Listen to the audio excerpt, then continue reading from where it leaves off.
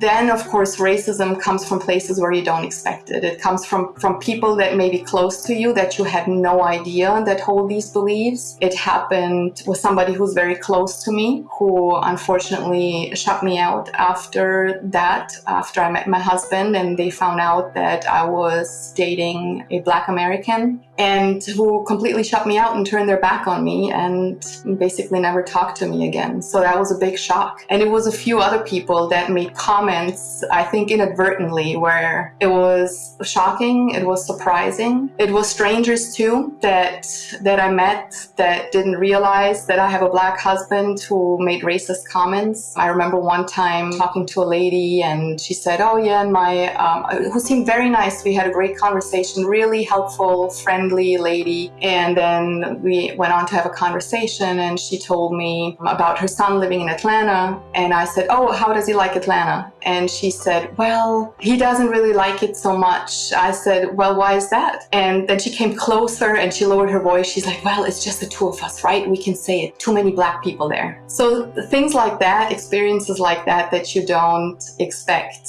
And how did I react to it? I was so shocked in that moment. It caught me off guard. I didn't expect it. And so I just said nothing. I think I was just mortified and didn't say anything. And she moved on to talk about something else. So yes, unfortunately, those are experiences that you make. And yes, it has opened my eyes to the problem that racism is well and alive in the US still, unfortunately. Where lust for a whole life and nothing but less makes people jump out of a comfortable pond into an unknown ocean. Welcome to that journey between the East and the West. Who says Rolling Stones don't gather moss? Hello everyone, I am Meenu Gupta, your host for the day, and I'm delighted to have you join me every week as amazing people share their incredible and inspiring life stories of straddling continents. Thank you.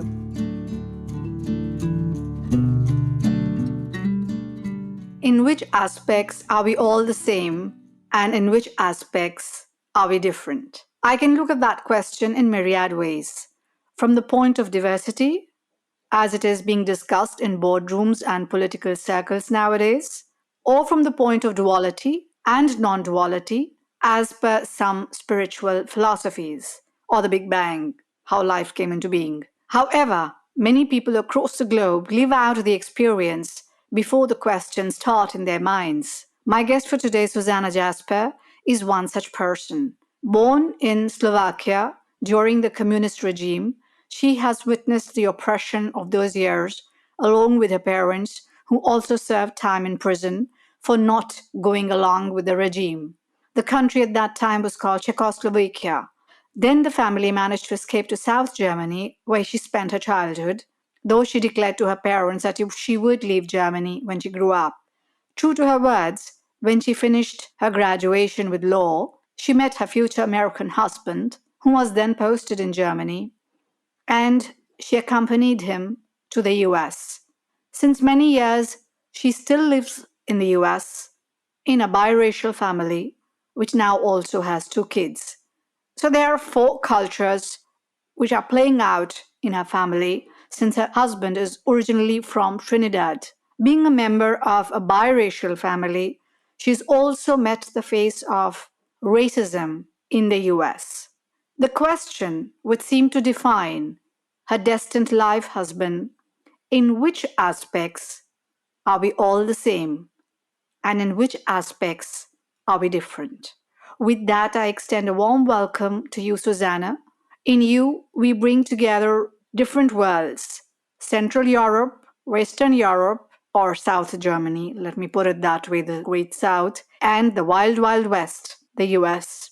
Did you find the answer to that question?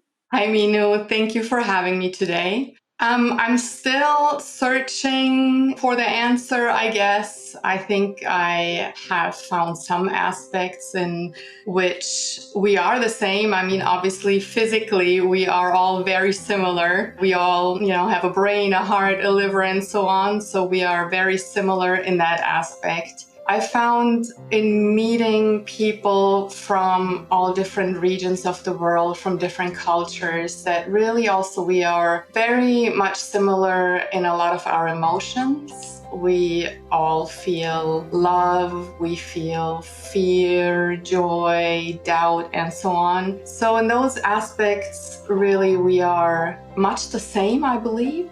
But in other aspects, we have different approaches to life, to our perspective, to viewing ourselves, to viewing others. So that I find very interesting, and that is what I am still exploring. Nice. I had something very important to ask you because though you were a child when you moved to Germany, you were quite young. I believe that feeling of oppression which was there in the communist regime left an impact on you. Can you share that? And also the feeling of freedom. A lot of people in the world take freedom for granted. So it would be very interesting to have you share both the feelings. Yeah, so luckily, as you mentioned, I was very young when my parents moved to Germany with me. I was about 18 months old, so a toddler still. So luckily, I never really experienced the oppression myself, but it was there because my relatives still were in Slovakia, my grandparents, aunts and uncles, cousins, and so on. And so I witnessed it pretty regularly from my free, safe space. But for example, when my parents were talking to their parents, to their siblings on the phone, somebody always listened in from the regime, for example. They couldn't write letters freely because a lot of times they were opened and read. I remember one time when my aunt was supposed to come visit with my cousin, and we were waiting and they never showed up, and we found out that they had been turned around at the border. Their car was taken apart. They were forced to undress, and then without an explanation, they were turned around. They were not allowed to leave the country. So those are things that I witnessed that were still there. And I also remember that feeling of helplessness that I saw in my parents, the anger, the deep anger, the resentment, the deep resentment toward that oppression. So in that aspect, I experienced it, although I was never a victim of it, luckily. But so yes, I mean, freedom was, I think in a way I didn't take it for granted because I had witnessed in my family how it is when freedom is not there. And the impact that it had on me too is that for my dad, the US was always, I think he viewed the US almost like the savior, because that was the enemy, obviously, to the former regime, to the former Soviet Union. And the US was the epitome of freedom, of democracy to him.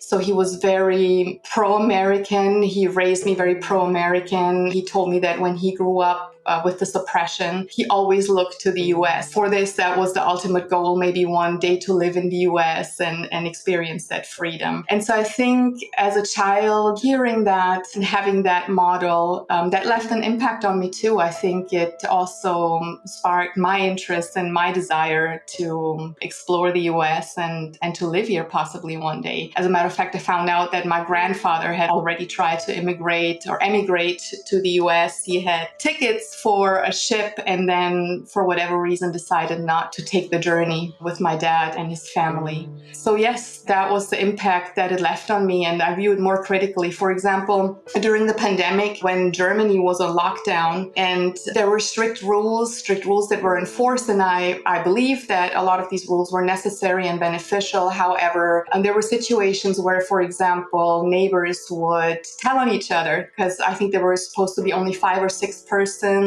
in one apartment or in one house. And then I heard of cases where neighbors called the police on each other, and I found it very concerning. I feel that that is how oppression can start. That is something that happened during the communist regime, for example. One of the reasons why it was able to stay in place for as long as it did is because it enlisted people to really spy on each other and to rat each other out, basically. And so aspects subjects like that I view very critically, I think, due to my upbringing. And I don't take freedom for granted. I believe that is very important and very precious and needs to be protected. Many people across the world think that Europe and the US are really Western countries together. Yet, when I peek into the interiors of lives of people from these two countries, culture plays out a completely different story. So, in effect, they may be labeled Western countries, but when people are moving across cultures, even from Europe to US or different parts of Europe, one part of Europe to another, you yourself came from Slovakia, the present day Slovakia, now to Germany. In effect, they are Europe. And yet that must have been also very different for you.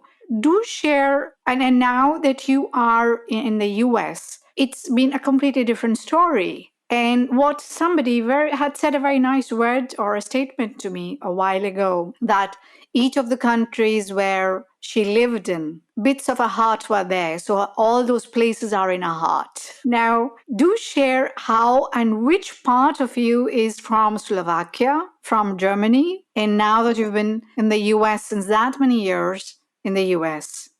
That's a great question. So again, I don't remember my life in Slovakia because it was so short. I was a toddler when I came to Germany. But then, of course, I was raised by two people that came from Slovakia that are Slovak. And I think the part of the culture that stayed with me is that they are more emotional. They are more affectionate. Slovaks are. The first time I visited, by the way, was when I was 15. So actually 14, when communism fell, I was able to go. And then, of course, friends and relatives came over. So something that I experienced is that they're a little bit more like Southern Europeans and that they're very affectionate, both verbally and physically. You greet each other with 2 kisses on the cheeks, and they're verbally very affectionate. So that is something that has stayed with me. That is part of me. I think that is where my heart is, that I identify with.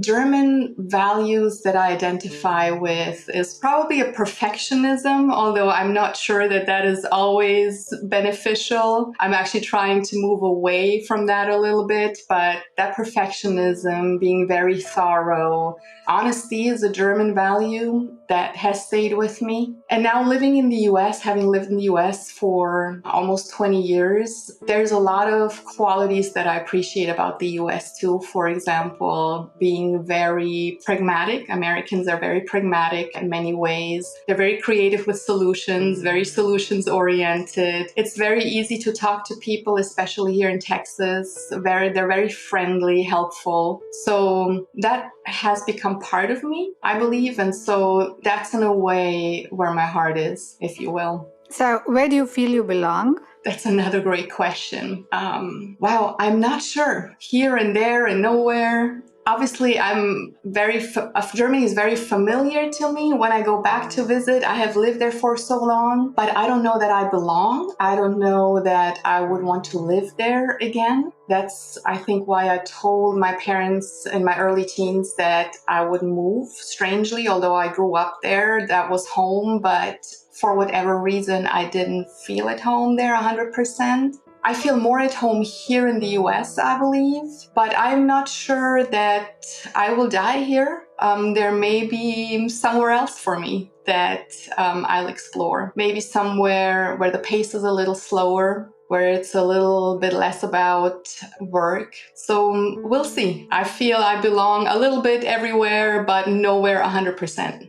That's interesting. And I like the part that you've already thought about your death, where you would like to die. It's a very important question and oft given less thought or the least thought because a lot of people find it disturbing to think about death. It's something they don't understand, so they don't want to go to the zone which is beyond the comfort zone or which is a bit unknown, so they don't explore that territory. But yes, like you, I've also thought of where I would like to die, how I would like to die.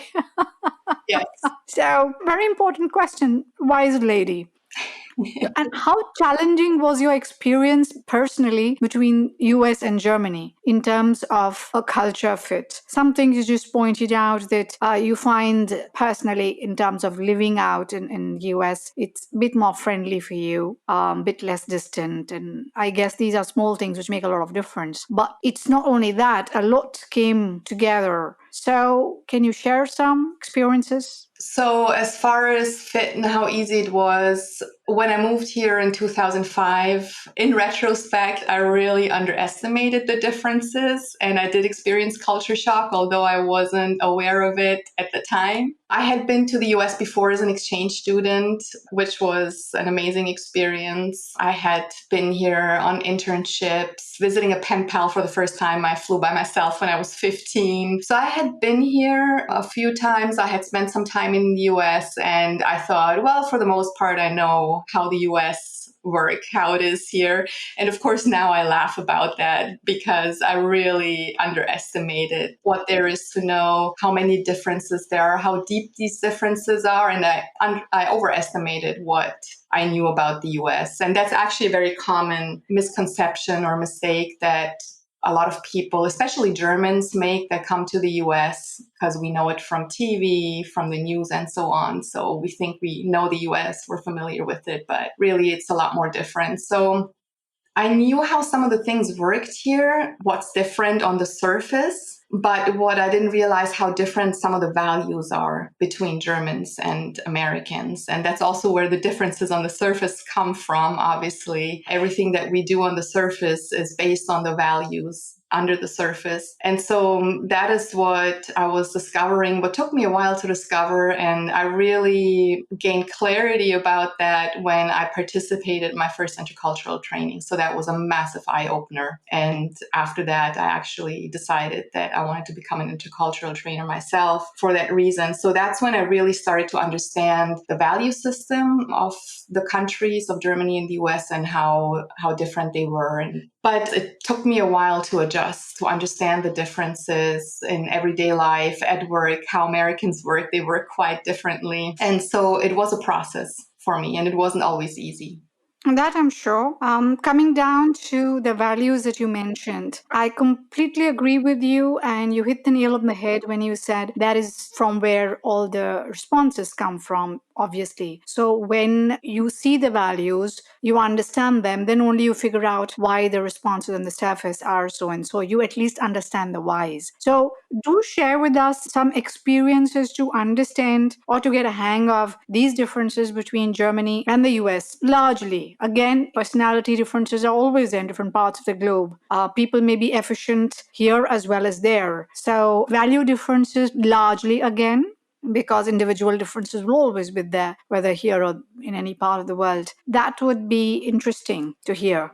Okay, so I think that the first time I really noticed the differences, where it really hit me, was when I started working in the US. So when my work permit came in and I had my first job here in 2006, and that was a local job in marketing and sales. At the time, I worked on the campus of the University of Arizona. And my boss at the time, he was talking about the sales numbers that were projected for the end of that month and that we were hoping to achieve. And I think it was about 3 or 4 days away from the end of the month. And it was a big goal that had been set, and we were far away from reaching that goal. And he was in my office, he had written on the whiteboard, and then he asked me, "Are you gonna make those numbers?" And I'm thinking, no, no, it's not realistic. It's 3 days or 4 days away and we're way off target so far. So I'm thinking, no, but the expression on his face, I could tell he did not want to hear that. And then his next question was, how are you going to achieve the numbers? What are you going to do?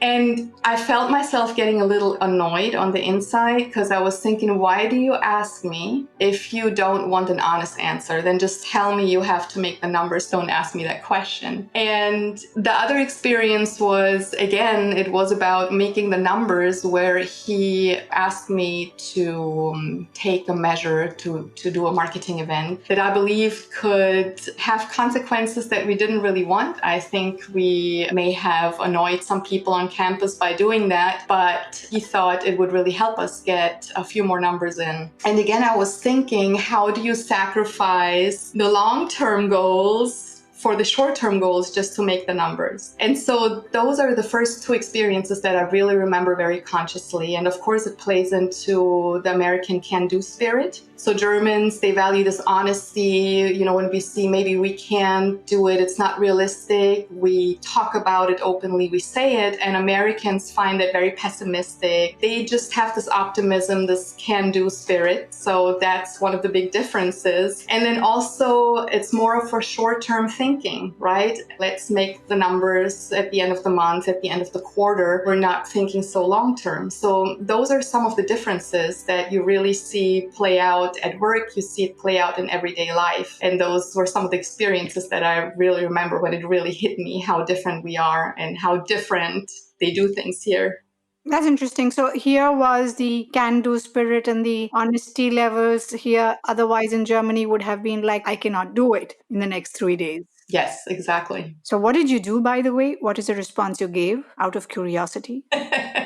I don't remember exactly. I don't think I told him no. I think he probably saw in my face that I was going there. And then I saw in his face that that's not where he wanted me to go. And so we talked about some things that I could do to still make the numbers. And so I tried my best. I implemented what we had discussed, some marketing measures, and we did not make the numbers.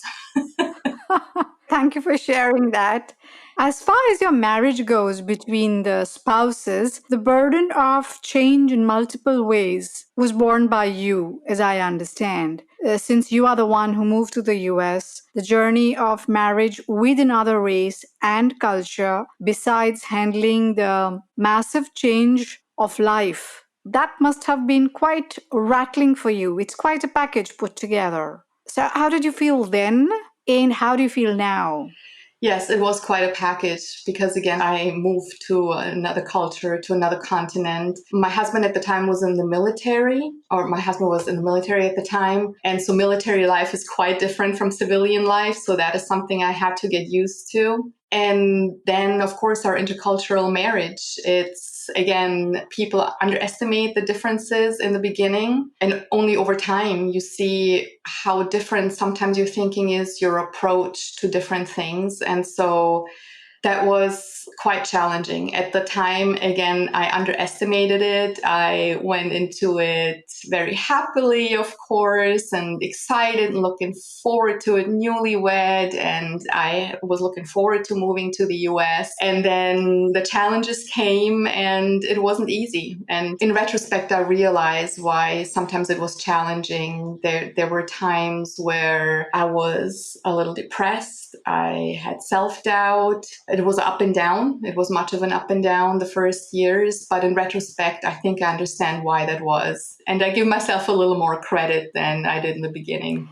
Thank you for sharing that. Now, I totally understand intercultural marriages between different cultures is one thing. We'll come to the second part, the biracial family as well. But before that, whatever part you would like to share for an understanding for a lot of people out there who might want to take the step. And there are a lot of people who are taking the step more nowadays than before because of global mobility. Lives are coming together like never before. One country, another country, cultures coming together, people taking that big step. And oft, as you rightly said, when one gets married, one is in happy another land and underestimates, because we all have that philosophy, love conquers all. Having said that, anything that you might want to share which could be interesting and useful as a reflection for somebody else? Are you asking about that we had cultural differences that were challenging? Yes. Well, so my husband was raised in the US. So his parents are from Trinidad. He was born and raised here, but obviously his parents are from the Caribbean. He has a very big family, extended family too, that most of them are actually here in the US and that he grew up around. They were part of his upbringing. So it's easy to overlook what an impact that has, how much that influences a person. Because I knew obviously he had that background around, and I thought that was very interesting and wonderful. In my mind, he was mostly American. And then I discovered that really, in some aspects, he's more Trini than American. And same with me, I'm Slovak in some aspects probably, and German in other aspects. And the differences are very big between Germany and Trinidad. For example, time management, right? The whole aspect of planning, of when is a commitment, right? We Germans we have a very linear approach to time. 3 p.m. means 3 p.m. It's not 3:05 or 3:10 or 4, it's 3 p.m. sharp period. Right? When we say, I will help you move on Saturday morning, I'm there at 8 a.m., that's a commitment right there. If I break my neck, they're going to bring me on a stretcher, but I'm going to help you move on Saturday. I'm going to be there at 8 a.m., right? So that's how Germans view things. And then many cultures have much more of a fluid approach to time management, for example, or to planning, right? Or what details are planned out, or what is communicated beforehand. And so it seems like it's not that important. It may not matter that much, but it's a big aspect of everyday life. And for example, that's where I discovered that we are quite different and where we had to move towards each other. So I had to relax a little bit. I had to be able to be a little bit more spontaneous. Same, for example, I have Latin American friends here. You know, when they say they come over at 4 p.m., they're not going to show up at 4 p.m. So I have to be a little more spontaneous and, you know, and I'm like, okay, they'll show up when they show up. And then he also understood that I need a little bit more of that security, you know, when we discuss something, when we agree on something, that it's a commitment and that he comes through with that. So, but that was a challenge initially. And I think that's where people really start experiencing problems, possibly in their relationship or marriage too, because it's easy then to say, for example, for me, I could have said, oh my gosh, he's so unreliable, he's so flaky, right? When he's not. It is just a different approach to time and to commitment. Or he could have said, oh my gosh, she's so uptight, she's so unrelaxed, but I was just raised with a different approach to time management. So that's an example of a challenge that we experienced. And then, of course, there's many other things. For example, in some cultures, the relatives have a say too in raising the kid, right? You go to the grandparents' house and they tell the kid what to do or what not to do. They make the rules too, maybe. And in my culture, it's typically the parents that make the rules, right? So those can be all things that can become a challenge in how you raise your children across different cultures. And that's something that people are just not aware of when they get into an intercultural relationship or marriage. It's something that they don't anticipate. And that's where problems start developing over time. Sure. Thank you for sharing that. Yes, those are questions which do not come up when two people come together to live their lives. Oft, they are just a big questions. Where shall we live? And I know this person and that is what it is. And I'll know how to take care of stuff. So thank you for sharing that. But we also already discussed the biracial family. Now, that would have been another huge aspect for you. I believe you met the face of racism while living in the US, because you became a biracial family. How was that? Can you share something? How was your feeling? What happened? A couple of incidents. And how did you handle that? Yes, so again, that was also something that I was naive about. I mean, I knew that racism is still a thing and that there may be people that are racist, but I underestimated how much of it there still is, how systemic it really is, and how present it is. Meeting my husband and hearing from his experiences really opened my eyes to it. And then when I started really opening my eyes and my ears, I realized it's true. It is unfortunately still very present nowadays. I remember when he shared a story after we had just started dating, and he told me about this company, this clothing company, Abercrombie and Fitch, for example, and he told me that they never use any models other than white models. And he told me about this interview that they were trying to do with Abercrombie and Fitch, and they refused to comment on it and so on. And I thought, oh my God, that's wild. I believed him, but then I thought this can't be true, that a company would so openly now in the US at that time do something like that because it's pretty obvious. And so I opened my eyes to it, and sure enough, that was one example of what was happening until 2016. This company didn't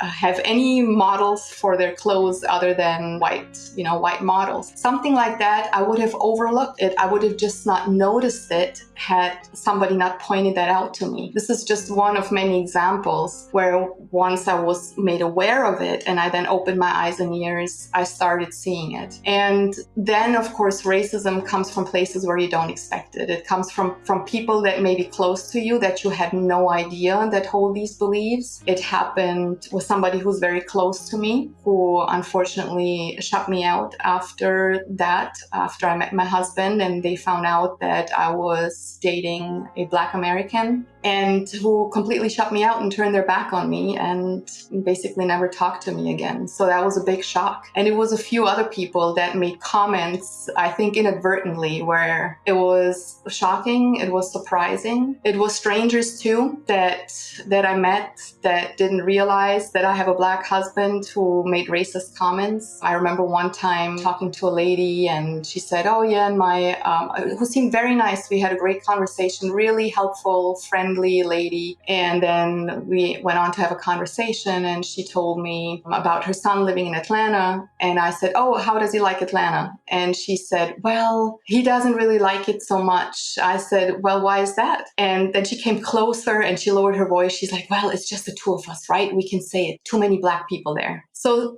things like that, experiences like that you don't expect. And how did I react to it? I was so shocked in that moment. It caught me off guard. I didn't expect it. And so I just said nothing. I think I was just mortified and didn't say anything. And she moved on to talk about something else. So yes, unfortunately, those are experiences that you make. And yes, it has opened my eyes to the problem that racism is well and alive in the US still, unfortunately. If you were to meet somebody like that lady once again, that time you were mortified, you were taken aback. And if now you meet somebody like that who does the same thing, let's say the whole scenario plays out exactly like that, what would be your response now? Good question. I'm not sure. I'd probably have to be in that moment, but afterwards I was wondering too, what could I have said or what should I have said? Maybe just looking her in the eye and saying, "My husband is Black," and then just letting her suffer. See how she reacts, how that is for her. That could be something. I don't know if a discussion with that person would make sense, trying to get to the bottom of it, asking her what her issue is or why I am not sure. It would probably much depend on the situation. Interesting. You mentioned something about one company not taking other models besides white models. What I find interesting nowadays is a lot of companies are now taking on models and people for work from different parts of the globe just to prove a point, to have color. What I find is that a lot of them, if you see nowadays advertisements panning out, and even movies are coming out with different faces, a variety of faces, you will not see just a white face, because that is now, it's a reverse which has happened. Now that is taboo because it is showing the company or the product or the brand is closed. Sometimes I do wonder, however, how deep is that acceptance of diversity and how superficial is that? I don't know. I'm sitting in Germany. How do you think it is that there? Well, it is much of what you said, that it is not really acceptable anymore. Although sometimes it still happens, but it's really not acceptable anymore. I believe in, for example, advertisements and commercials and so on. You do want to show diversity and you want to support diversity as a company. If the individuals behind it always accept it and believe in it, I don't know, probably not, given that unfortunately racism is still there. Of course, there's individuals who say, "Well, I don't believe it. I'd rather not show these faces, but I have to do it." So hopefully that will change. But for now, I do believe that it is a good standard to support diversity and to say that is something that we support. And that is something that is very enriching for us. It is wonderful that we all come from different backgrounds. We can complement each other. We can all bring something to the table. And hopefully where that is supported and sincerely supported and supported effectively, because there's much to be known about diversity and inclusion. Of course, it has to be done the right way and managed the right way. And when that's the case and it happens effectively, that we complement each other and collaborate well and live together well, then that's wonderful. And hopefully that experience will be a good example for others too, and say, well, it seems to be working there. So apparently it's very beneficial, and it is something that we want for our company. And there's statistics and numbers that really prove that companies that support diversity and that are truly diverse and that are doing it the right way, that they're working better and they have better results and more success and so on. So hopefully those who are superficial about it and who just do it because they have to do it, hopefully they can fake it until they make it, and then eventually just witnessing how beneficial it really is and how great it is, hopefully the belief will follow. I was just thinking while you were talking about your intercultural marriage. It suddenly struck me. Do share with me what you think of this. If there had been a place you could have gone to when you both started as an intercultural couple, facing disappointments, seeing differences, which are sometimes difficult to integrate, you guys turned out to be the wise ones who decided to go through it and over it. The same small things could become bigger because a lot of people have this thing, oh, you aren't doing it my way, that's not the right way, and then it could have just gone another way completely. So I'm glad that you guys went through it, it seems, which I'm sure involved a lot of dialogue, the wise way. So there's a third way, right? My way, your way, and the wise way. Having said that, if at that time you had a place you guys could have gone to and voiced your differences and your disappointment and your expectations, and a third party could have pointed out the intercultural differences, do you think that would have made your path easier? Absolutely. So I mentioned earlier that I participated in my first intercultural training. At the time, I was working for a German company here in Texas, and we invited an intercultural trainer, and that was 10 years into my marriage.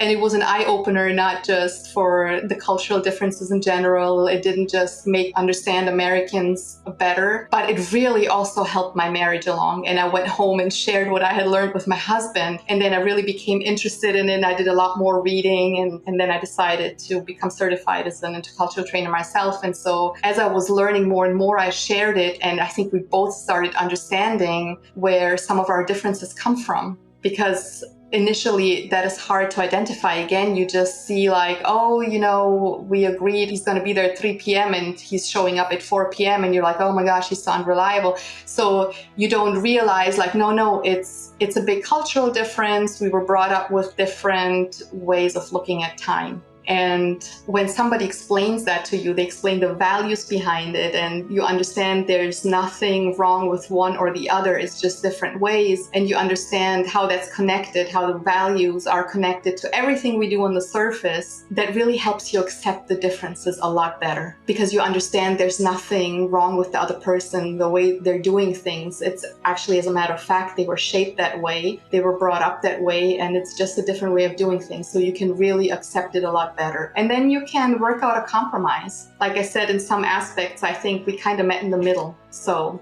it's definitely very, very helpful. And I wish we would have had that in the beginning of the marriage. Unfortunately, it's not common, especially in marriage counseling too, or, I don't know that all marriage counselors are actually trained in cultural differences, but I think that is very important. I believe that a lot more intercultural marriages could be saved. Statistically, about 70% of all intercultural marriages are divorced, end in divorce. So I think a lot more of those could be saved if people just were a lot more educated about their differences.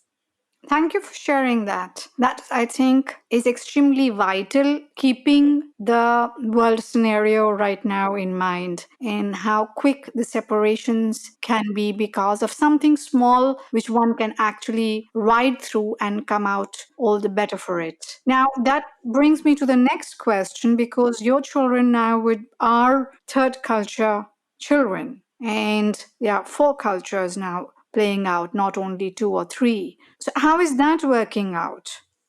I think it's working out really well. They're very used to it. They're used to me probably bringing my culture into it, of course, some of my values, some of my ways of doing things, and my husband's ways. I think it's coming together pretty naturally, actually pretty smoothly. They grow up with all kinds of different foods and with their grandparents coming from such different backgrounds, and I think it seems very normal to them. That's all they've known really since the beginning. So it's working out.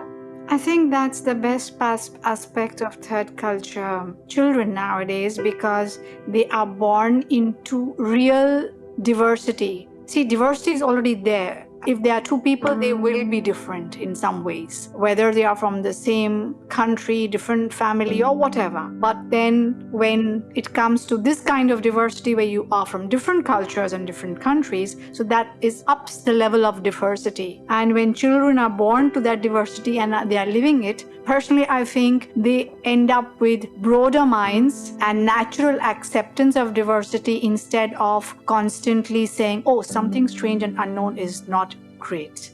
Yes. Also, what helps too is that the environment we live in is very diverse. Luckily, which I'm very grateful for. This area where we live, Dallas-Fort Worth, it's a big metroplex of about 8 million people, and we have a lot of immigrants and expats, and just the subdivision we live in is very diverse. We have Sudanese neighbors on one side and Indian neighbors and neighbors from the Congo and so on. And that's their circle of friends too. Their circle of friends is very diverse. Some of them are first generation immigrants. Many of them, their parents immigrated to here. And so I think that makes it even more normal to have parents that are from somewhere else. You know, they go into one house and they see Indian decorations and get to eat some Indian food. And then they go in the other house and they get to eat some Congolese food. And that's what they've known. And I think, and then them having parents that are from somewhere else it just blends right in. It's very normal here. So I think this diverse environment also helps a lot.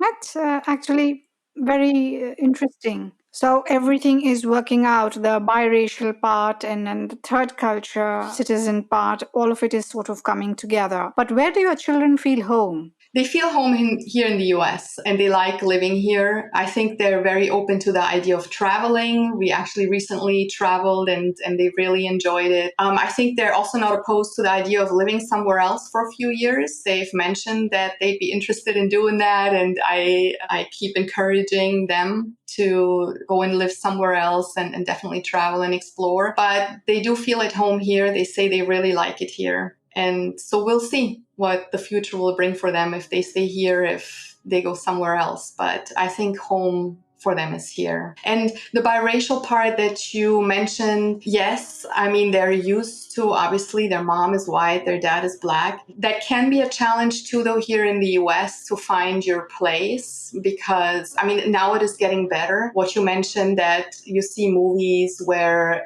they're diverse, but it didn't used to be like that just until recently. And so we had the conversation with them too, and they do remember too, looking at cartoons, especially, for example, cartoons or movies that are older, that are not from just right now, where you only see white faces and the hero is white and the problem solver is white and the wise person is white. So that really has an impact on children. And now that they're older, they're in their teens, we discuss that too. And now that they reflect it, they say that was something that subconsciously impacted them, and they're realizing it now. And so I think you do have to find your place here in the US when you are biracial or multiracial. But it can be done, and we're supporting them. So And when your family comes to Germany, for example, you come with your husband and children to Germany, how is that? Any racism? I have,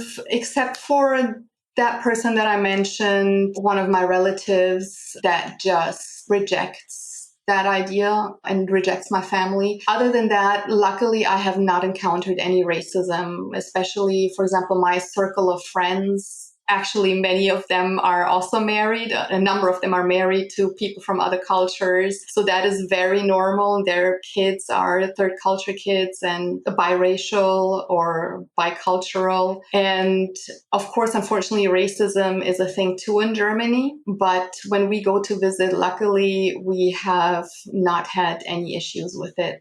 That's good to hear. We live in different times. I interact with a lot of people from, in fact, in Hamburg, which is of course a cosmopolitan place in Germany. I see people of I don't know how many countries here, but they seem to be here. But a lot of them I found when I spoke to them or I spoke with them, they don't feel home. They feel separate from the rest. So they don't feel that Germany is still their home. Some of them have been here since 30 years and still they say, this is not my home. Therefore, the question sometimes it depends on two sides to feel integrated and to integrate. So it takes both sides for the equation to happen. So I've heard a lot of different parts, and I was wondering if a place like Hamburg, which has that many people from different countries living here, now if you go to another part of Germany, a little more remote, where there are less colors to see, to put it very blandly, less colors to see, how would people be reacting to those colors? And how uncomfortable would those people be feeling in their skin? So that is a question I had when I heard a lot of stories been listening to. So the integration I still feel is a huge aspect of migration in different parts of the world. Countries are struggling. The host countries, I guess, are also struggling as much as the people who are migrating. Yes. So, as you mentioned, it probably really depends too on how somebody was brought up, on how open minded somebody was brought up. Have they been exposed to diversity? And a lot of times in the cities, obviously, there's a lot more diversity than somewhere remote. But as you said too, just seeing people of different color doesn't yet mean that you want to accept them, that you try to understand them. So yes, unfortunately, in Germany, it's an issue here too. By the way, that term melting pot that people associate with the US, I don't think it's precise. It's not really a melting pot. It's more like a stew where people, a lot of people from different cultures coexist. And yes, a lot of times really there's big communities that come from one culture and that are almost like a closed community within a country or within a city that live together. They're accepted there. They understand each other. Best case scenario, they coexist with the people from the host country. I don't know how often it happens that people truly make friendships, truly try to understand each other, truly ask questions in an effort to learn about these other cultures. My hope for the future is that it's gonna happen more, especially in areas like I just mentioned here, where my kids grow up in a very diverse environment and you see kids mingle and be friends together really with kids from other countries, and it's very colorful. When they get together, as you mentioned, you see different colors. And so for this generation, maybe it's more normal depending on the environment they come from. Maybe it's the same. Maybe the same is true in Germany, where you see young people from different cultures coexist. I actually saw it in the small town that I come from when we were visiting in June. So people whose parents come from different countries and they're of different colors, they're all a group of friends together. So that's my hope, that things are going to get better and that people can integrate, and that the people from the host country really want to integrate them. Like you said, it has to happen from both sides. Which town in Germany were you brought up in? It's a very small town. It's Wertingen, which is about 30 kilometers northwest of Augsburg, about an hour northwest of Munich. So it's quite remote. It's a very rural area in Bavaria. If you had to go back in time, if you have the option of going back in time and telling that little girl who just got out of Slovakia and had just come to Germany, before that girl went on to become a woman and blossomed and married and had kids and traveled to different parts of the world. Is there something that you would like to tell that girl in retrospect? Just be yourself. You're great the way you are. Don't try to fit in anywhere. Just be yourself and just accept who you are. Don't try to be something you're not for anyone. Wonderful. That is a wonderful message, actually, to many more people. Thank you for sharing your experiences, your life, both personal and professional. Thank you for sharing that. I'm sure for many people who are walking the path, a lot of it might come in use. Thank you so much for having me, Minu. Thank you for listening to the series Between the East and the West. Do subscribe to the channels mentioned on the site in case, of course, you liked what you heard. I am Meenu Gupta, the host of the series, and I'll be looking forward to your comments. We love feedback. Thank you once again. Namaste and bye-bye.